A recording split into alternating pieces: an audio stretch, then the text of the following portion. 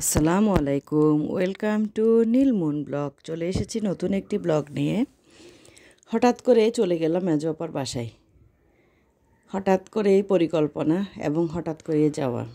আমি সম্ভবত 16 বছরে প্রথম কোনো বোনের বাসায় রাত কাটানোর উদ্দেশ্যে গিয়েছি। আলহামদুলিল্লাহ। আপা রান্নাবান্না করেনি। নিহালের কাছ থেকে জানতে চাইছিল কি খাবে। ইরফান নিহালকে বসিয়ে অনেকগুলো অপশন দিয়েছে, নিহালের কি খেতে মন চাইছে। এরপরে নিহাল বলল নিহাল কাচ্চি খাবে। তারপর নিহালকে পাঠিয়ে নিহালের পছন্দ মতো খাবারগুলো আনিয়েছে। আলহামদুলিল্লাহ, আমার ভাগিনার জন্য অনেক অনেক দোয়া রইল। আল্লাহ যেন খুব তাড়াতাড়ি ওর জন্য উত্তম জীবনসঙ্গী দান করে। মন থেকে দোয়া করি আমার ভাগিনার জন্য। আমরা যাওয়ার পরে আমার বোন একটুও বসে নেই, নানা রকম আয়োজন করাতে ব্যস্ত। কেক বানাতে যাচ্ছিল, তো মুনকে বলেছিলাম আপার কেকের ক্লিপ নেওয়ার জন্য। মুন এদিকে এসে আপার পান খাওয়ার ক্লিপ নিচ্ছে।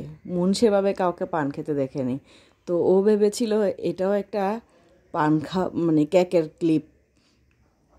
যাই হোক, এরপরে এদিকে এসে আপার কেক বানানোর ক্লিপটা নিচ্ছিলাম। আপা যেহেতু বরাবরের জন্য স্পেশাল রাঁধুনি, আপা সবসময়, আপা না, আমার 6 বোনের মধ্যে আমি ছাড়া আর সবাই স্পেশাল রাঁধুনি। আমি একটু কম, বাকি সবাই কিন্তু অনেক অনেক ভালো রান্না করে, অনেক কাজ জানে, আমি জানি না। এদিকে আমিও শেখার চেষ্টা করছিলাম, যদিও আমাকে দিয়ে এইসব কাজ হবে না। আমাকে কেক খাওয়ানোর জন্য দুজন স্পেশাল মানুষ সবসময় আছে, ওরা আমাকে সবসময় মজার মজার কেক খাওয়ায়। তো আমি যেহেতু পারবো না, আমার মেয়ে শেখার চেষ্টা করছিল কেক বানানোটা। আমার মেয়ে হাতে কলমে খালামুনির কাছ থেকে শিক্ষা নিচ্ছে কেক বানানোর। আলহামদুলিল্লাহ। আপা কেক বানাবে, আপার তৈরি স্পেশাল একটা ওভেনে। এই ওভেনটা দেখে অনেকক্ষণ হেসেছিলাম। আসলে এই লুঙ্গিটা সম্ভবত আমার তালইয়ের বা দুলাভাইয়ের কারো একজনের হবে। লুঙ্গিটা দিয়ে আপা বিশেষ একটা ওভেন তৈরি করেছে, সেই ওভেনে কেক বানাচ্ছে। আলহামদুলিল্লাহ। এখন জাদুর বক্স খোলার সাথে সাথে ভিতর থেকে চমক বেরিয়ে আসবে। এই যে আমি জাদুর বক্সটা খুলছি, চমক, মাশাআল্লাহ, অনেক সুন্দর সফট একটা কেক হয়েছে। আমি টেস্ট করছিলাম, টিপে টিপে দেখছিলাম ঠিক আছে কিনা। আপা একটা টুথপিক দিয়ে দিল, যে টুথপিক দিয়ে দেখার জন্য কেকটা কতটুকু পারফেক্ট হয়েছে। আলহামদুলিল্লাহ, অনেক মজা হয়েছে কেকটা, অনেক তৃপ্তি করে খেলাম। তারপরে রাতে আবার নিহালের কাছে জিজ্ঞেস করছে যে নিহাল কি খাবে। এরপরে নিহাল তো নিহালের ভাইয়ের সাথে ঘুরতে চলে গিয়েছিল, বাইরে বাইরে ছিল সারাদিন। এরপরে যেহেতু নিহাল বলেছে বিরিয়ানি খাবে, আপা বাসমতি চাল দিয়ে গরুর মাংস দিয়ে বিরিয়ানি রান্না করছে। আলহামদুলিল্লাহ। এদিকে পাপ্পা মিসবা মনিকে ভাত খাইয়ে দিচ্ছে।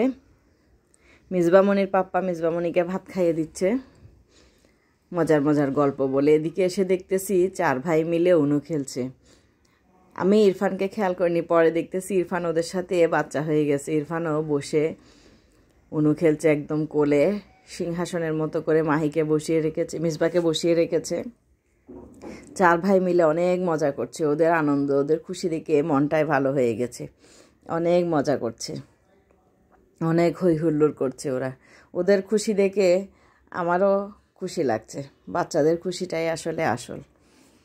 বাচ্চাদের খুশির জন্যই তো এত কিছু করা, বাচ্চাদেরকে ভালো রাখার জন্যই তো এত কিছু করা। ওরা ভাই বোনগুলো যেন সবসময় ভালো থাকে। এদিকে দেখি আমার পক্ষীপ্রেমী ভাগিনা পাখিগুলোকে নিয়ে বসেছে। রাতে খাওয়া দাওয়া শেষ করার পরে পাখিগুলোকে আদর করছে, পাখিগুলোকে নিয়ে বসেছে, বেশ মজা করছে। এরপরে আমার ভাগিনা আমরা থাকার জন্য আমাদের বিছনা সব কিছু খুব সুন্দর করে গুছিয়ে, কয়েল দিয়ে কম্বল দিয়ে সব সুন্দর করে গুছিয়েছে। মাশাআল্লাহ, আলহামদুলিল্লাহ। আমার ভাগিনার সেবা যত্ন দেখে মনটাই ভালো হয়ে গেছে। আসলে কি বলবো আমি বুঝতেছি না। খালার জন্য যতটুকু করেছে, কি বলবো, এর ভাষা প্রকাশ করার মতো ভাষা আমার কাছে নেই। এত যত্ন, এত ভালোবাসা, এত কেয়ার, অনেক কিছু করেছে। ওর পাখিগুলোকে দেখছিলাম, খুব কিউট পাখিগুলো, খুব আদর লাগে। আমারও পাখি পুষতে বেশ ভালো লাগে, কিন্তু আবার মনে হয় এইসব কে করবে, কে ঝামেলা করবে, যার কারণে করা হয়ে ওঠে না। মুনের পিছনে তো ইরফানা তাসিন লেগেই আছে, ঝগড়া করতেছে, মুনকে বারবার রাগাচ্ছে। এদিকে দেখেন আমার ভাগিনা কত সুন্দর করে খালার জন্য বিছনা করতেছে। আপার যেহেতু ঘরের কাজ চলতেছে, সব কিছু এলোমেলো, খাটগুলো সবগুলো খোলা, ফ্লোরিং করে থাকতেছে। আমার ভাগিনা আমার জন্য সব বিছনা করতেছে, কত সুন্দর করে গুছিয়ে খালার জন্য বিছনা করতেছে। অন্যদিকে আরেক ভাগিনা আলু সিদ্ধ করে খালার জন্য আলু ছিলতেছে, মিষ্টি আলু সিদ্ধ করে ছিলে রেডি করতেছে, যেতে ছিলার পরে খালা খেতে পারে। আলহামদুলিল্লাহ, এত যত্ন, এত ভালোবাসার জন্য সত্যি কৃতজ্ঞ। আল্লাহ যেন ওদেরকে সবসময় ভালো রাখে, এই দোয়াই করি। আল্লাহ সবাইকে ভালো রাখুক। আজকের ব্লগটা এখানেই শেষ করছি। সবাই ভালো থাকবেন। আল্লাহ হাফেজ।